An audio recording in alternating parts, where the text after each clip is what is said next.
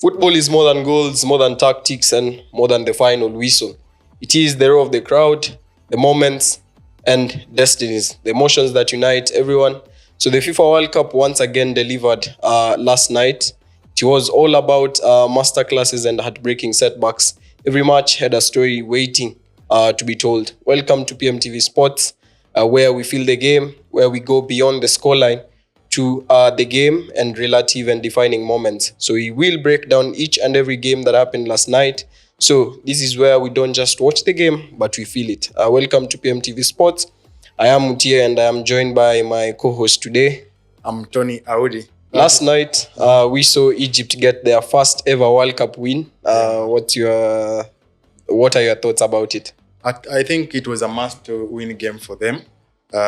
Mohamed Salah and his teammates had a point to prove for the Egyptians, and they delivered. Actually, Salah was crowned man of the match, and I think they needed that because going into the World Cup, Egypt, one of the most successful teams in Africa, we know them as one of the most successful teams in Africa. They need to prove that they can also sit with the big boys in the world stage. So I think that win will be a boost for them. And if we look at that group, they have a chance to go into the next round. So it was a good game.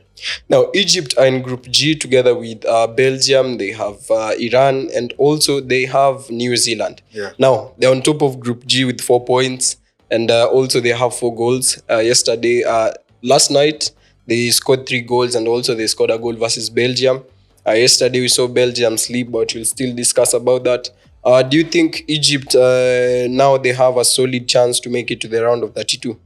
Yeah, topping that group G, they have a game against Iran. But I also think that Iran is not an easy opponent. So they still have to go all in for that game against Iran. But they have 1 foot into the round of 32. A draw or a win means they will qualify. But also with the 4 points in that group, they can also qualify as best 3. So I think 1 foot in and 1 foot still, they need to do something. After winning last night, let's now go to Belgium. 10-man Belgium, old Iran. But when Belgium were going into this game, everyone was like, they will bounce back after drawing with Egypt in the first game.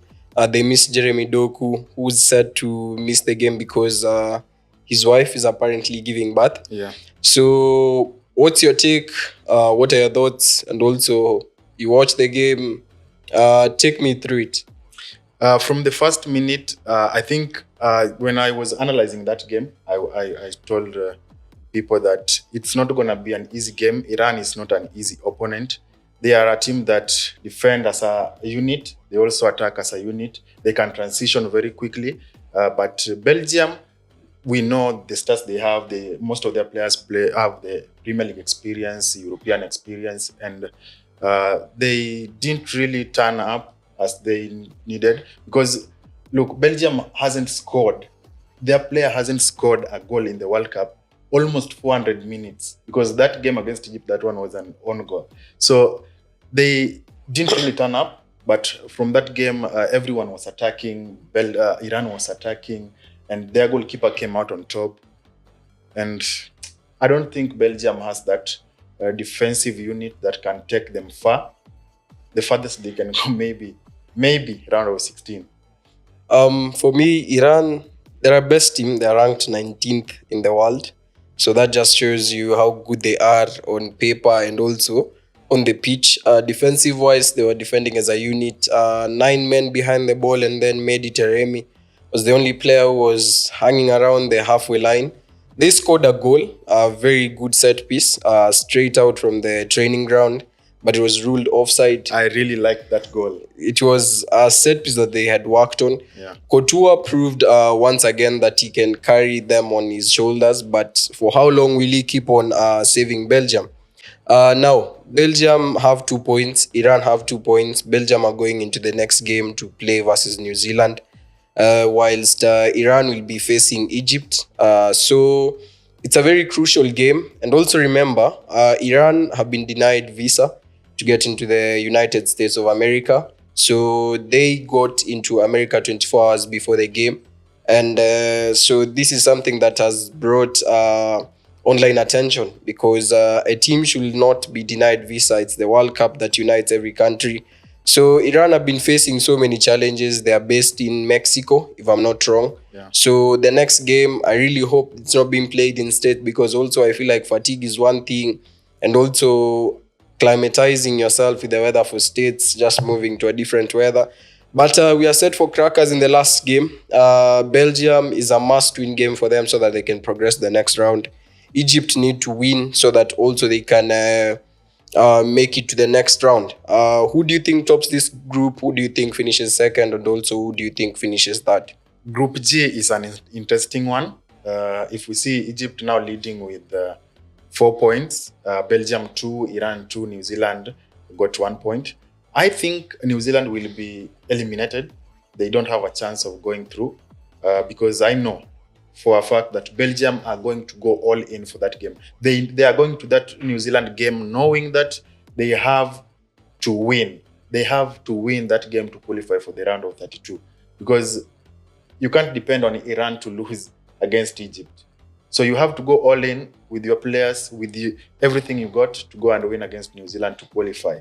So I think Iran has a chance to top that group, beating Egypt. I really put my money on them. I like how they play. So I'm putting my money on Iran to lead the group with 5 points. Then Belgium will go in a second after beating New Zealand. Then Egypt will go as the best third with 4 points. Let's wait and see, but just to remind you, this episode is powered and brought to you by Playmaster. On this week's episode, we have 5 smartphones being raffled this World Cup every week. Bet on your favorite team and you can be the one of the 5 smartphone winners every week. Winners will be announced at the end of each week. And also, just to give you another option, you can use our USSD code *265#. You can also go into our website, that's playmaster.co.ke. You can spin the wheel after you deposit 555 shillings, win rewards of real money. Instant rewards are fun and easy to play, and also we have real money prizes. So why don't you take a minute and also go to our website, because this is what powers and this is what makes us bring you this episode. Now, to the next discussion. Lamine Yamal scores his first World Cup start as Spain thrashed Saudi Arabia 4-0. It was a bounce back result for Spain. What's your take about this? I was really impressed when I saw the starting 11.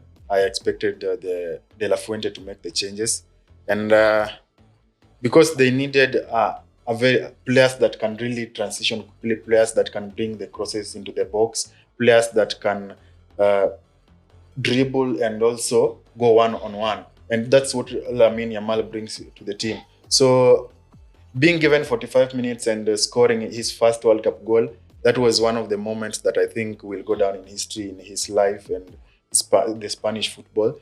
They really played well. Saudi Arabia is not an easy team if you look at their game, but Spain overwhelmed them with their attack.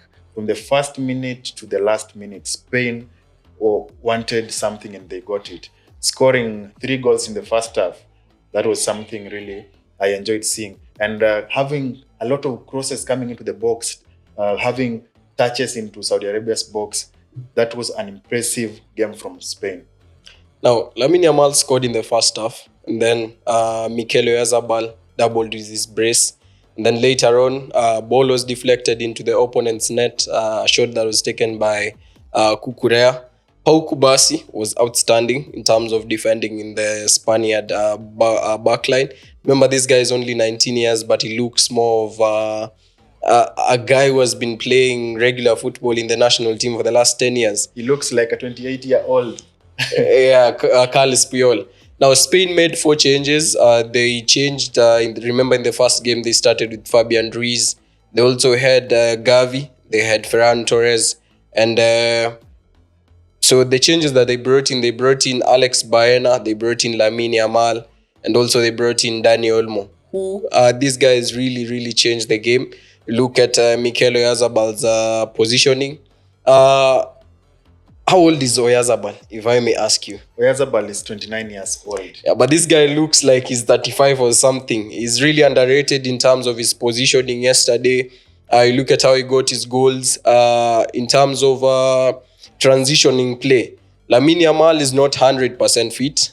You could see from how he was avoiding sprinting. So I feel like Spain can make it out of the group stage, but they'll need a fully fit Lamine Yamal and also Nico Williams. Remember, it's the same Lamine Yamal who won them the Euros. So I feel like when they have Lamine on the pitch, it brings confidence to the team because he is 18 years old, but he can decide games. Like yesterday, he was taking matters into his own hands before even he scored the goal. He was trying to create, he was bringing in crosses, also he was taking shots from outside the box. So what's your take about the changes that Spain makes? Do they stand a chance to win the World Cup with the midfield that they played on with yesterday? Or do they still look like a shaky team? Remember, they'll be meeting Uruguay on the 28th of June. On the 26th of June. I think Spain is one of the teams that has very good depth in this year's competition.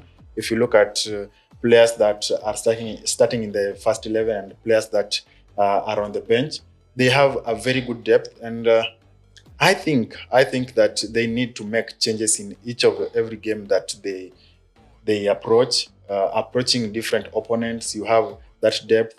So I think at Lamine akitolewa in the first half, because they may be facing either Argentina in the round of 32, still unknown, the opponent, but maybe they might meet Argentina. That's in case they finish second and Argentina finish first in their group. So they have to rest some players because they are calculating long term. They're calculating maybe we can reach the finals. So we need players to play, we need players to rest, we need everybody to play. So I think they need changes at some point. But if you look at the first 11 that wins, go with it. But at some point in the competition, they will need to make a lot of changes. Remember, this episode is brought to you and powered by playmaster.co.ke. So I'd want to take you. Last night I did a research on Spain's favorite path to the World Cup quarterfinals. And so this is how things might turn out if Spain win versus Uruguay. So their knockout path starts against Group J runners-up. Group J has Argentina, Austria, Algeria, and Jordan. Yeah. So if Austria finishes runners-up, they will play Spain. Then possibly a Group L or K second place team like Ghana in the round of 16. And a third placer such as the USA in the quarterfinals. So it really looks like a very interesting path. It looks like an easy path, but they have to finish as the group leaders. Yeah. If they fumble, then they are meeting Argentina. So I'd not want to see such a clash in the round of 32. Both of these teams are my teams, so I'd not want any of them to knock out. So if they beat Australia, they could face Ghana or Congo in the round of 16. If they'll be facing Argentina, let it be in the finals. What's your favorable path for the Spaniards? I think they need to avoid Argentina in the round of 32. But I'm a Spanish fan. So avoiding Argentina at that early stage is a good one for them. But we don't know. Maybe they can also beat them when they meet. But avoiding them is the best path for them. Because if you see the path that they meet Austria, if they can beat Austria, they have to meet Ghana or Congo. So that's the easy path. Avoid Argentina in the round of 32. Here at Playmaster, we have a daily casino where you can cash out 20%. It's 20% daily casino cashback. The cashback is calculated daily at 11 a.m. for the past 24 hours. So you can check our website for more information. So keep it here at PMTV Sports. Keep feeling the game. This is the World Cup brought to you by PMTV Sports. Keep it here for each and every update, timely updates, discussions around teams that are doing well in the World Cup, around your favorite players. So why don't you follow us, subscribe on our YouTube page, and also follow our socials. That's Instagram. Also, we have TikToks. Keep it here for each and every update. See you on the next one. I am Mutie. And I'm Tony Audi. Bye-bye, guys.